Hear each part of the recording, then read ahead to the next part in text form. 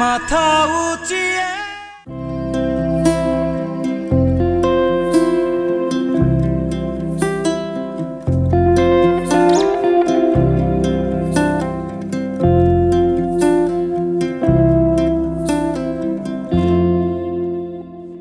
Global ওয়ার্মিংয়ের কারণে এখন আমাদের বিশ্বের বিভিন্ন দেশে কিন্তু তাপমাত্রা বেড়েই চলেছে। তার সাথে সাথে পাল্লা দিয়ে খানিকক্ষণের জন্য বৃষ্টি আসছে, আবার আসছেও না। তবে তাতে কি আমাদের খামারিরা কিংবা ছাদবাগানিরা কি বসে থাকবেন? তা কিন্তু নয়। ছাদবাগানিরা এখন চমৎকার করে বাগান করছেন। হ্যাঁ, সুপ্রিয় দর্শক, কেমন আছেন আপনারা? আশা করি খুবই ভালো আছেন। আমন্ত্রণ জানাচ্ছি আপনাদেরকে এটিএন বাংলার কৃষি বিষয়ক অনুষ্ঠান মাটির সুবাসে। আর বরাবরের মতো আপনাদের সঙ্গে আছি আমি কৃষিবিদ সাব্বির সজীব। দর্শক, আপনারা জানেন মাটির সুবাসের প্রতি পর্বে হাজির হই কৃষির নানামুখী বিষয় নিয়ে।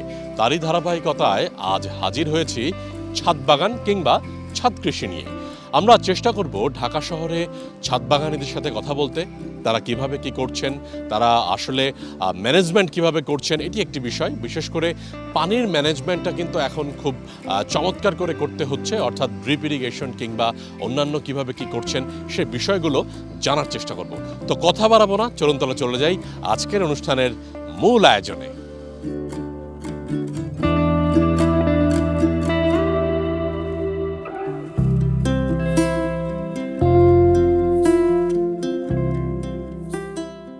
আমাদের দেশে ছাদ কৃষি জনপ্রিয় হয়ে উঠছে দিনকে দিন। বিশেষ করে রাজধানী সহ বিভাগীয় শহরগুলোতে ছাদ কৃষি দিন দিন বাড়ছে। ছাদে এখন শুধু ফুল বা বাহারি গাছ নয়, শাকসবজি, ফলমূল সবই চাষ হচ্ছে। অধিকাংশ বাড়ির ছাদের দিকে তাকালেই বিভিন্ন ধরনের বাগান দেখা যায়, যদিও বা কিছু ছাদ কিন্তু এখনো ফাঁকা পড়ে রয়েছে।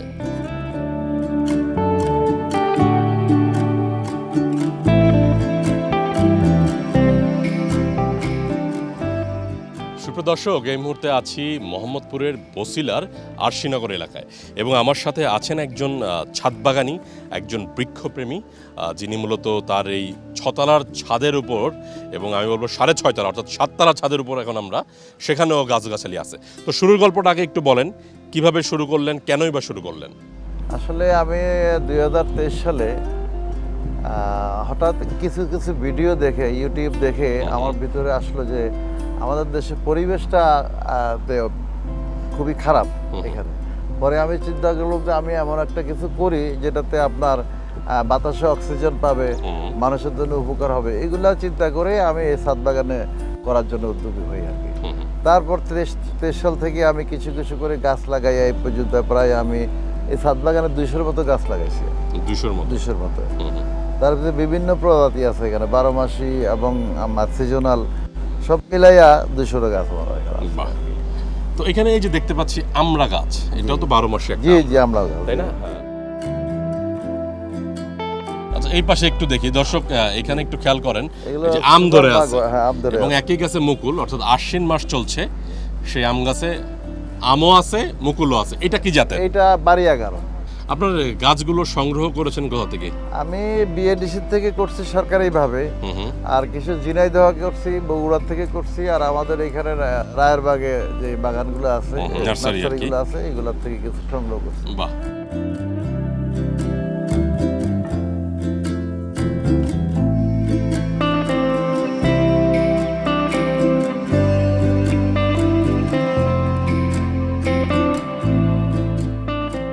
ছাদের আকার ছোট, মাঝারি বা বড় হতে পারে। এর আকার বিবেচনায় ছাদের কোন অংশে কি কি কত সংখ্যক বিভিন্ন ফল, সবজি, মশলা ও ঔষধি গাছ চাষ করা যাবে তা শুরুতে নির্ধারণ করা প্রয়োজন। গাছে পানি দেওয়ার ফলে মাটি ভিজে ওজন আরো বেড়ে যায়। তাই মনে রাখতে হবে, ছাদ বাগান করার আগে অবশ্যই একজন প্রকৌশলী কিংবা কৃষিবিদের সাথে যোগাযোগ করে নেওয়া, কি পরিমাণে এখানে গাছ রাখতে পারবো, কি পরিমাণ ওয়েট বিল্ডিংটি নিতে পারবে, সে ব্যাপারগুলো। আচ্ছা, এই যে পাশে কামরাঙা গাছ দেখতে পাচ্ছি, এটা কি 12 মাসে কামরাঙা? হ্যাঁ, এটা 12 মাসে। দেখেন এইদিকে ফলও আছে। হ্যাঁ, এই যে ফল, আর এই যে দেখেন প্রচুর পরিমাণে ফুল। এটা 12 মাস এভাবেই থাকে। দর্শক, আপনারাও খেয়াল করেন, এরকম একটা গাছ যদি কারো ছাদ বাগানে থাকে, মানে ভিটামিন সি এর একটা উৎস, তাই তো? এটা আর ফলটা কিনে খাওয়া লাগবে না, পারিবারিক পুষ্টির চাহিদা পূরণ হবে, তার সাথে হচ্ছে আত্মীয় স্বজন কিংবা প্রতিবেশীর চাহিদাও পূরণ করা যাবে নাকি? আপনার সামনের গাছটা সম্পর্কে একটু বলবেন। এই যে এই এটা গাছটা হলো আপনার red crystal longan. Red crystal longan হুম, এটা বছরে 2বার ফলন আসে।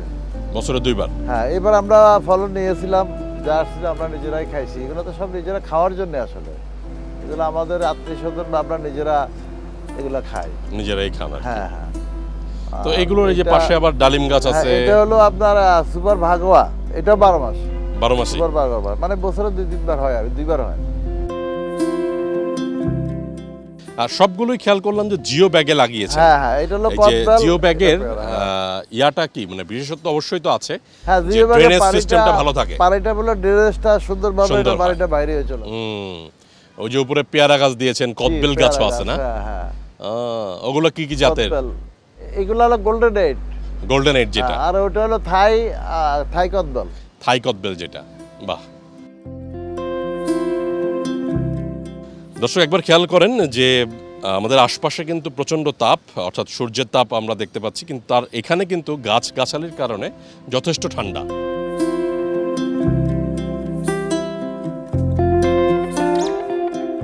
জনাব সেলিম তার 6তলা ও 7তলার ছাদে চমৎকার একটা ডিজাইনে ছাদ বাগান করেছেন।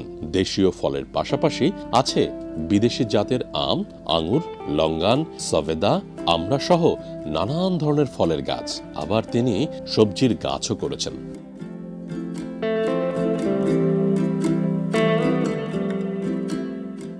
আচ্ছা, এই পাশে তো দেখতে পাচ্ছি জিও ব্যাগের মধ্যে বেশিরভাগই আম গাছ, কয়েকটা সফেদা, আর এদিকে দেখতে পাচ্ছি কামরাঙা, আর এখানে মনে হয় কদবেল আর লঙ্গা, মালটা, কদবেল, মালটা, লঙ্গা, কাঁঠালও আছে, তাই না? কাঁঠালও আছে। তো আমের কতগুলো জাতের নাম বলেন? আমে বিশেষ আমার করে আসলে 36টা প্রজাতি তো আছে। 36 প্রকারের প্রজাতি আছে, তার ভিতরে এখানে একটা আছে হংজু, হুম, তারপর আছে ব্যানানা, ব্যানানা, তারপর কাটিমন, হুম, তারপরে আছে আপনার সিয়াংমাই, হুম, তারপরে আছে আপনার লতাম্বই। লতাম্বই।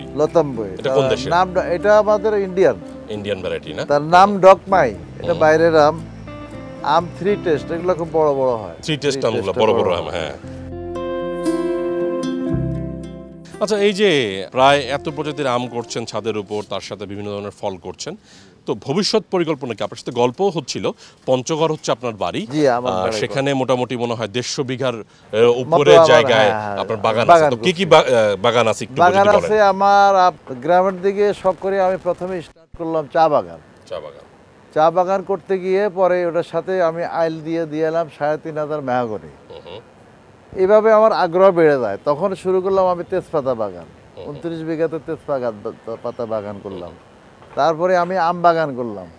তারপরে আমি 20,000 প্রায় 20,000-এর উপরে সুপারি বাগান করছি। তারপরে মালটা কমলা করছি আমি 4,000। তারপর আগরের যে গাছ আছে, আগরের গাছও করলাম আমি।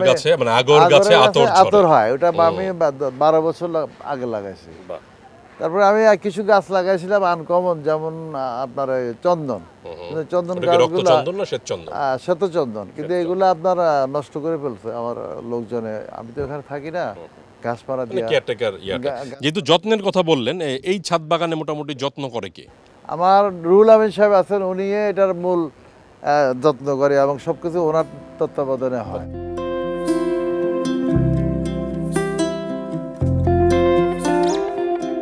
মূলত আম তার পছন্দের তালিকায় থাকায় প্রায় 36 প্রজাতির আম তিনি রোপণ করেছেন তার ছাদ বাগানে। সুপ্রিয় দর্শক, এই মুহূর্তে কথা বলবো আমাদের সেলিম ভাইয়ের যে ছাদ বাগান, সেখানে যিনি কেয়ারটেকার হিসেবে থাকেন তার সাথে। তো কি নাম আপনার? মোহাম্মদ রুহুল আমিন।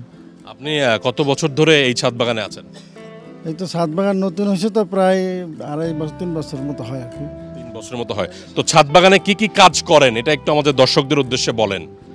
আসলে এগুলো তো এই যে কলমের গাছ, এগুলো অনেক যত্ন নিতে হয়। যেমন শিশুকে যেমন যত্ন নিতে হয়, this garden is very beautiful to look at.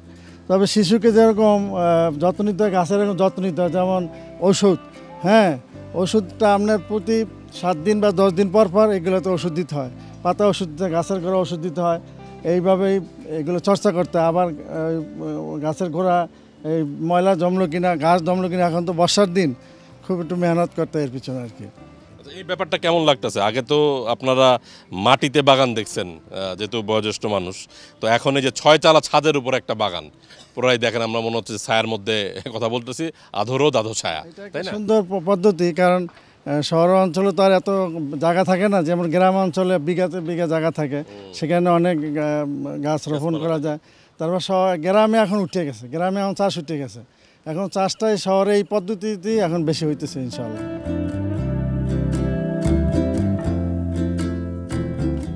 ছাদ বাগান যেখানে করা হয় সেখানে অন্য জায়গা থেকে শীতল পরিবেশ বিরাজমান থাকে। এটি কিন্তু চমৎকার একটি ব্যাপার। তার সাথে সাথে প্রতিবেশীরাও উপকৃত হচ্ছেন এই ছাদ বাগান থেকে।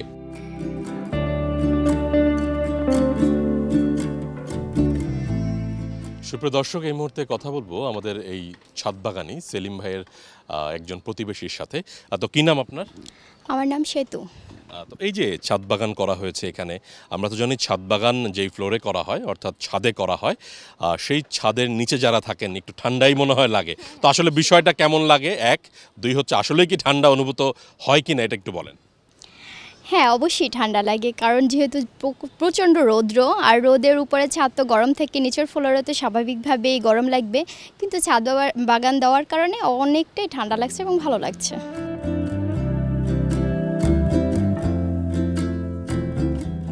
ঢাকা শহরে প্রায় 320 বর্গ কিলোমিটার এলাকায় মেট্রোপলিটন কৃষির 6টি সার্কেল আছে, যেখানে প্রতি ব্লকে একজন করে উপসহকারী কৃষি কর্মকর্তা আছেন, যাদের জন্য প্রয়োজন একটি পরামর্শ বুথ। তাহলে সেখানে তারা ছাদ বাগানীদের আরো ভালো পরামর্শ দিতে পারবেন। চলুন এবার তবে নাজিয়াত আহমেদ, উপপরিচালক উদ্যান, তার কাছ থেকেই ছাদ বাগান নিয়ে কিছু শুনে আসি। এই মেট্রোপলিটন এরিয়াতে কৃষি সম্প্রসারণ অধিদপ্তর আমরা বিশেষ করে কৃষিকে সম্প্রসারণের ক্ষেত্রে কাজ করে যাচ্ছি, এবং এক্ষেত্রে ছাদ বাগান একটি প্রধান আমাদের কাজের একটি অংশ বা আমরা কাজ করে যাচ্ছি। এই আমাদের ঢাকা জেলায় 6টি মেট্রোপলিটন এরিয়াতে আমাদের 6500 ছাদ বাগান আছে। এই ছাদ বাগানগুলোতে আমরা আমাদের উপসহকারী কৃষি কর্মকর্তাদের মাধ্যমে আমাদের মেট্রোপলিটন কৃষি অফিসার, কৃষি সম্প্রসারণ অফিসার এবং আমরা প্রতিনিয়ত ভিজিট করে মনিটরিং করে তাদেরকে বিভিন্ন দিক থেকে পরামর্শ দিয়ে এই ছাদ বাগানগুলো আমরা তৈরি করছি। এই ছাদ বাগান তৈরি করতে বিশেষ করে একটা ছাদ বাগান কিভাবে তৈরি হবে, তার লেআউটটা কিভাবে হবে। আমরা জানি ছাদ বাগান তৈরি করতে গেলে বড় গাছগুলো পিছনের দিকে দিতে হবে, ছোট গাছগুলো মাঝে দিতে হবে, এবং 1/3 সবজি করতে হবে, কিছু ফুল থাকবে, অর্নামেন্টাল প্লান্ট থাকবে। একটা আদর্শ ছাদ বাগানের যে লেআউট, সেই লেআউট সহ তা কীভাবে একটি ছাদ বাগানের পট তৈরি করবে, পট কালচারে কত 1/3 জৈব সার দিতে হবে, মাটি দিতে হবে, বালির মিক্সচার দিতে হবে। একটা পট তৈরি করা থেকে শুরু করে সে একটা ভালো গাছ কোথায় পাবে, সেই গাছটা থেকে কিভাবে সার ব্যবস্থাপনা করতে হবে, পানি ব্যবস্থাপনা করতে হবে। পাশাপাশি এই গাছগুলোতে কোনো রোগ বালাই পোকামাকড়ের আক্রমণ হলে এই যে তাদের বিভিন্ন প্রয়োজনীয় পরামর্শগুলি, এই পরামর্শগুলি আমরা ছাদ বাগানীদেরকে দিয়ে আসছি।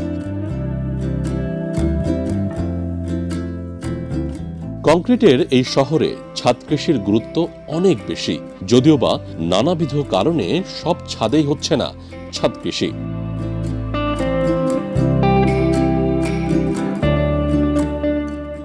সুপ্রিয় দর্শক, এই মুহূর্তে কথা বলবো প্রফেসর নোমান ফারুকের সাথে, যিনি শেরেবাংলা কৃষি বিশ্ববিদ্যালয়ে আছেন। তো কেমন আছেন আপনি? আলহামদুলিল্লাহ ভালো আছি। জি আচ্ছা, আপনি যদি বলতেন, আমরা তো জানি ছাদ বাগান নিয়ে এখন অনেকেই কাজ করছেন, 1, 2 হচ্ছে এখনও কিন্তু ঢাকা শহরের অনেক ছাদ ফাঁকা পড়ে রয়েছে। হয়তো তারা যোগ্য কোনো মানুষ বা সংগঠনকে পাচ্ছে না যার মাধ্যমে সে ছাদ বাগান করবে, বা সেই পরামর্শটা পাচ্ছে না, কিংবা সময় পাচ্ছে না। তো আপনি যদি বলতেন একজন কৃষিবিদ হিসেবে যে ছাদ বাগানের গুরুত্ব কতটুক এবং কোথায় আমাদের গ্যাপটা আছে, যার কারণে ছাদ বাগানটা হয়তো আরও ভালো হতে পারতো, কিংবা এটা আরও বেশি কমার্শিয়াল হতে পারতো। না, আসলে ছাদ বাগানের প্রয়োজনীয়তা তো বলে শেষ করা যাবে না। আমরা জানি যে এটা নগর কৃষির একটি অংশ, তাই না? আমরা এখন যদি সবুজের দেখা পেতে হয় এই শহরে, তাহলে আপনাকে যে ছাদ বাগান করতেই হবে, এছাড়া তো আপনি সবুজ পাবেন না। তা আমাদের এই যে জায়গাগুলো, এই জায়গাগুলো কিন্তু একসময় এখানে সবুজ ছিল, গাছপালা ছিল, বৃক্ষরাজি ছিল। এখন বড় বড় উঁচু উঁচু দালান হয়ে গেছে, বিল্ডিং হয়ে গেছে। আমাদের কিন্তু এখন সেই সবুজের জায়গা কিন্তু আমরা রাখি নাই। একটা বিল্ডিংয়ের সাথে আরেকটা বিল্ডিং কিন্তু ঘেঁষে উঠেছে। তো এখন আমাদের সুযোগটা কোথায়? এই ছাদের যে স্পেসটা আছে সেখানে যদি আমরা কিছু বাগান করি, শাকসবজি, ফলমূল, তাহলে সেখানে আমার শুধুমাত্র যে আমি একটা নিরাপদ খাবারের সংস্থান করলাম তা কিন্তু না, পাশাপাশি যে আমি আমার এই ছাদের তাপমাত্রাটা কমিয়ে দিলাম, আমার এখানকার ইকোসিস্টেমটা একটু ডেভেলপ করলাম, একটা পাখিও তো একটু আসতে একটা স্বচ্ছন্দ বোধ করে, আমি বিকালে একটু ভালো সময় কাটালাম, আমার যে সাইকোলজিক্যাল যে প্রেশারটা সেটাকে আমি একটু রিলিফ করলাম। বিভিন্ন ধরনের শহরে তো সেডেন্টারি লাইফে অনেক ধরনের প্রেশার থাকে, তারপরে অথবা আমার যদি বয়স্ক বাবা মা থাকে তারও একটা টাইম কাটানোর, সময় কাটানোর একটা জায়গা থাকে, এবং পারিবারিক যে বন্ডিং বা ইন্টারাকশান সেখানেও কিন্তু এই ছাদ বাগানগুলো ভালো ভূমিকা রাখতে পারে। তবে এটাকে যদি আমরা ওই যে সরকারের একটা সিস্টেমের ভিতর নিয়ে আসতে পারি যে আপনি ছাদ বাগান করবেন, আপনি হোল্ডিং ট্যাক্স 15% 20% ওয়াইবার পাবেন, তখন আবার কি হবে, এটা খুব বুস্ট আপ হবে এবং এটা একটা ইনসেন্টিভ হিসেবে কাজ করবে যে না আমি 20% হোল্ডিং ট্যাক্স ওয়াইবার পাবো, 30% পাবো, 40% পাবো, তাহলে আমি ছাদ বাগান করবই। তো এটা একটা চমৎকার আইডিয়া হইতে পারে, মানুষকে ইনসেন্টিভ দিলে মানুষ উৎসাহিত হয়। এবং এখানে শুধু আপনার ছাদ বাগান করে আমি যে এই শহরের তাপমাত্রাকে কমিয়ে আনতেছি অথবা পরিবেশকে ভালো করতেছি তা কিন্তু না, পাশাপাশি কিন্তু আমি এখান থেকে কিছু নিরাপদ শাকসবজি, ফলমূলেরও কিন্তু আমি একটা ব্যবস্থা করছি।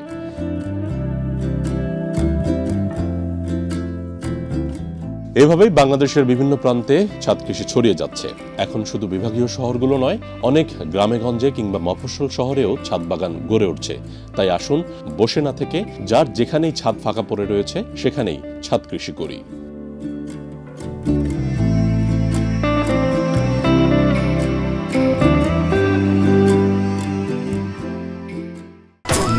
মাথা উঁচিয়ে।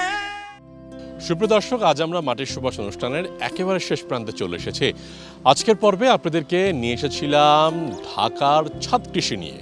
আপনারা জানেন যেভাবে তাপমাত্রা বেড়েই চলেছে এবং গরম বেড়ে চলেছে, তার সাথে পাল্লা দিয়ে কিন্তু বৃষ্টির দেখা পাচ্ছি, আবার অনেক সময় পাচ্ছি না। তবে তাতে কি, ছাদ বাগান করলে কিংবা ছাদ কৃষি করলে যেভাবে আমরা পুষ্টির চাহিদা পূরণ করতে পারি, তার সাথে সাথে এই যে তাপমাত্রাটা এত বেড়ে চলেছে, এই তাপমাত্রার সাথেও কিন্তু পাল্লা দিয়ে আমরা একটু ছায়ার বা শীতল পরিবেশ পেতে পারি।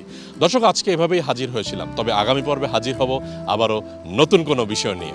ততক্ষণ পর্যন্ত ভালো থাকুন, সুস্থ থাকুন, এটিএন বাংলার সাথেই থাকুন।